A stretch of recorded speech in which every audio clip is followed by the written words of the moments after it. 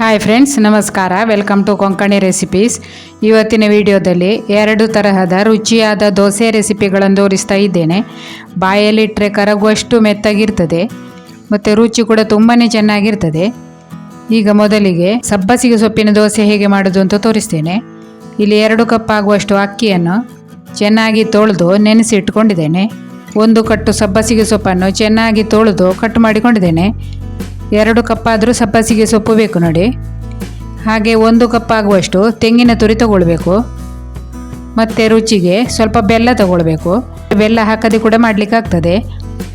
ಮತ್ತು 1 ಕಪ್ ಆಗುವಷ್ಟು ಪೇಪರ್ ಅವಲಕ್ಕಿಯನ್ನು ತಗೊಂಡಿದ್ದೇನೆ. ಅಕ್ಕಿ ರುಬ್ಬುವ ಹೊತ್ತಲ್ಲಿ ಸ್ವಲ್ಪ ತೊಳೆದುಕೊಂಡು ತಗೊಂಡ್ರೆ ಆಯಿತು, ನೆನೆಸಿಡುವ ಅಗತ್ಯ ಇಲ್ಲ.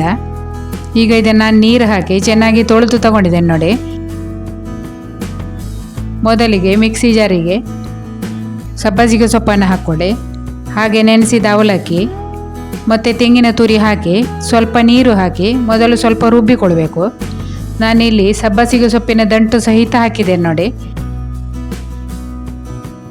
ಈಗ ಸ್ವಲ್ಪ ನಾನು ರುಬ್ಬಿ ತಂದಿದ್ದೇನೆ ನೋಡಿ. ಈಗ ಇದಕ್ಕೆ ನೆನೆಸಿಟ್ಟಂತಹ ಅಕ್ಕಿಯನ್ನು ಹಾಕ್ಕೊಳ್ಬೇಕು. ಹಾಗೆ ಸಿಹಿಗೆ ತಕ್ಕಷ್ಟು ಬೆಲ್ಲವನ್ನು ಹಾಕ್ಕೊಳ್ಬೇಕು. ಸ್ವಲ್ಪ ಸಿಹಿ ಮಾಡಿದ್ರೇ ರುಚಿ ಚೆನ್ನಾಗಿರ್ತದೆ ನೋಡಿ. ಸಿಹಿ ಇಷ್ಟ ಇಲ್ಲದವರು ಸ್ಕಿಪ್ ಮಾಡ್ಬೋದು. ಈಗ ಇದನ್ನು ನೀರು ಹಾಕದೆ ನಯವಾಗಿ ರುಬ್ಬಿಕೊಳ್ಬೇಕು. ಅಂದರೆ ಜಾಸ್ತಿ ನೀರು ಹಾಕಿದರೆ ತೆಳ್ಳಗಾಗ್ತದೆ ನೋಡಿ ಹಿಟ್ಟು. ಅದಕ್ಕಾಗಿ ಅವಶ್ಯಕತೆ ಬಿದ್ದರೆ ಸ್ವಲ್ಪ ನೀರು ಹಾಕ್ಕೊಂಡು ರುಬ್ಬಿಕೊಳ್ಳಿ. ಈಗ ನಾನು 2 ಸಲ ರುಬ್ಬಿದ್ದೇನೆ ನೋಡಿ. ಈಗ ಇದಕ್ಕೆ ಸ್ವಲ್ಪ ಉಪ್ಪು ಹಾಕಿ ಚೆನ್ನಾಗಿಯೇ ಒಂದು ಸಾರಿ ಕಲಸಿಕೊಂಡು ಹುದುಗ್ಲಿಕ್ಕೆ ಇಡಬೇಕು. ಕಡಿಮೆ ಅಂದರೆ ಒಂದು 5 ರಿಂದ 6 ಗಂಟೆ ಆದರೂ ಹುದುಗಬೇಕು ನೋಡಿ. ಹುದುಗ್ಲಿಕ್ಕೆ ಇಡದೆ ಕೂಡ ಮಾಡಬಹುದು. ಹುದುಗ್ಲಿಕ್ಕೆ ಇಟ್ಟು ಮಾಡಿದರೆ ತುಂಬಾ ಮೃದುವಾಗಿ ಚೆನ್ನಾಗಿ ಆಗ್ತದೆ ದೋಸೆ. ಮರುದಿನ ಬೆಳಿಗ್ಗೆ ನೋಡಿ ಹಿಟ್ಟು ಚೆನ್ನಾಗಿ ಉಬ್ಬಿದೆ ನೋಡಿ.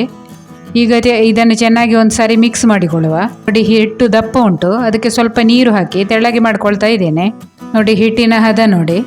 ಉಪ್ಪನ್ನು ನಾನು ರಾತ್ರಿಯೇ ಹಾಕಿದ್ದೆ, ಅದಕ್ಕಾಗಿ ಈಗ ಉಪ್ಪನ್ನು ಹಾಕ್ತಾ ಇಲ್ಲ ನೋಡಿ. ನೀವು ರಾತ್ರಿ ಉಪ್ಪನ್ನು ಹಾಕಿರೋದಿದ್ದರೆ ಬೆಳಿಗ್ಗೆ ದೋಸೆ ಮಾಡುವಷ್ಟು ಹೊತ್ತಿಗೆ ಉಪ್ಪು ಹಾಕ್ಕೊಳ್ಬೋದು. ಈಗ ಕಾವಲಿಯನ್ನು ಚೆನ್ನಾಗಿ ಬಿಸಿ ಮಾಡಿಕೊಂಡು ಅದಕ್ಕೆ ತುಪ್ಪವನ್ನು ಹಚ್ಚಿಕೊಳ್ಬೇಕು. ತುಪ್ಪ ಹಚ್ಚೋದ್ರಿಂದ ಈ ಸಬ್ಬಸಿಗೆ ಸೊಪ್ಪಿನ ದೋಸೆಗೆ ರುಚಿ ಚೆನ್ನಾಗಿರ್ತದೆ ನೋಡಿ. 1 ಸೌಟ ಆಗುವಷ್ಟು ಹಿಟ್ಟನ್ನು ಹಾಕಿ ತೆಳ್ಳಗಿನ ದೋಸೆ ಮಾಡಿಕೊಳ್ಳಿ. ಹಾಗೆ ಒಂದು ಮುಚ್ಚಳ ಮುಚ್ಚಿಟ್ಟು ಬೇಯಿಸಿಕೊಳ್ಬೇಕು. ಈಗ ಮುಚ್ಚಳ ತೆಗೆದು ಸ್ವಲ್ಪ ತುಪ್ಪವನ್ನು ಅಥವಾ ಎಣ್ಣೆಯನ್ನು ಹಚ್ಚಿಕೊಳ್ಬೋದು. ತುಪ್ಪ ಹಚ್ಚಿದರೆ ರುಚಿ ಚೆನ್ನಾಗಿರ್ತದೆ. ತುಪ್ಪ ಇಲ್ಲದವರು ಎಣ್ಣೆಯನ್ನು ಹಚ್ಕೊಳ್ಳಿ. ಈಗ ಇದನ್ನು ಮಗುಚಿ ಹಾಕಬೇಕು.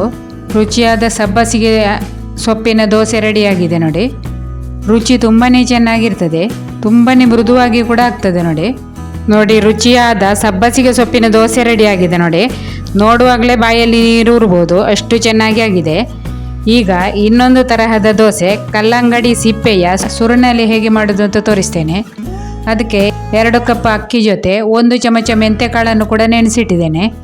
ಚೆನ್ನಾಗಿ ತೊಳೆದೇ ನೆನೆಸಿಟ್ಟಿದ್ದೇನೆ. ಈಗ 2 ಕಪ್ ಆಗುವಷ್ಟು ಕಲ್ಲಂಗಡಿ ಸಿಪ್ಪೆಯನ್ನು ತುರಿದು ತಗೊಂಡಿದ್ದೇನೆ ನೋಡಿ.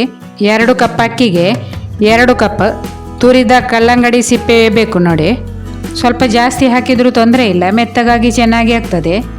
ಆದರೆ 2 ಕಪ್ ಆದರೂ ಹಾಕಲೇಬೇಕಾಗ್ತದೆ, ಇಲ್ಲದಿದ್ದರೆ ಅದು ಮೆತ್ತಗಾಗುವುದಿಲ್ಲ ನೋಡಿ. ನಾನು ಚೆನ್ನಾಗಿ ತುರಿದು ತಗೊಂಡಿದ್ದೇನೆ. ನೀವು ಸಿಪ್ಪೆಯನ್ನು ತುಂಡು ಮಾಡಿಕೊಂಡು ಹಾಗೆ ರುಬ್ಬಿದ್ರೂ ಆಗ್ತದೆ ನೋಡಿ. ಈ ಥರ ತುರಿದು ತಗೊಂಡ್ರೆ ಚೆನ್ನಾಗಿ ನಯವಾಗಿ ರುಬ್ಲಿಕ್ಕೆ ಆಗ್ತದೆ ಅಂಥೇಳಿ ತುರಿದು ತಗೊಂಡದ್ದು. ಈಗ ರುಚಿಗೆ ಬೆಲ್ಲವನ್ನು ತಗೊಂಡಿದ್ದೇನೆ.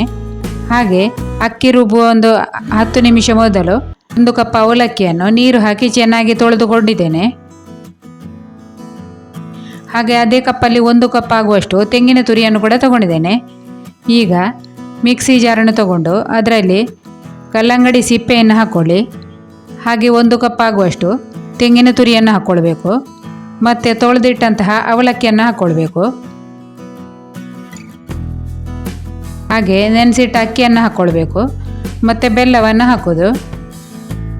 ವಿಡಿಯೋ ಇಷ್ಟ ಆದರೆ ಒಂದು ಲೈಕ್ ಮಾಡಿ. ಹಾಗೆ ಚಾನೆಲನ್ನು ಸಬ್ಸ್ಕ್ರೈಬ್ ಮಾಡದವರು ಸಬ್ಸ್ಕ್ರೈಬ್ ಮಾಡಿಕೊಡಿ. ಅರ್ಧ ಚಮಚ ಆಗುವಷ್ಟು ಅರಿಶಿನವನ್ನು ಹಾಕ್ಕೊಂಡಿದ್ದೇನೆ.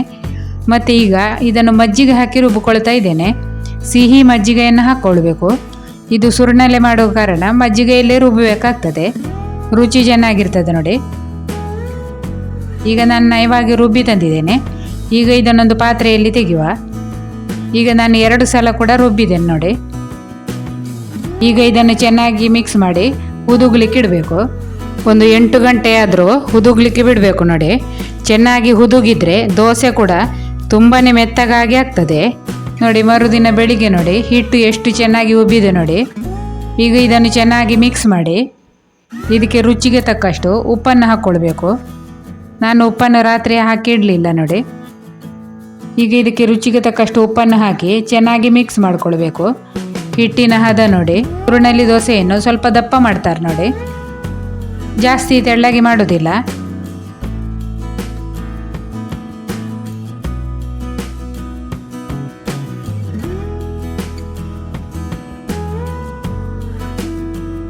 ಈಗ ಒಲೆ ಮೇಲೆ ಕಾವಲಿ ಇಟ್ಟು ಚೆನ್ನಾಗಿ ಬಿಸಿ ಮಾಡಿಕೊಂಡಿದ್ದೇನೆ.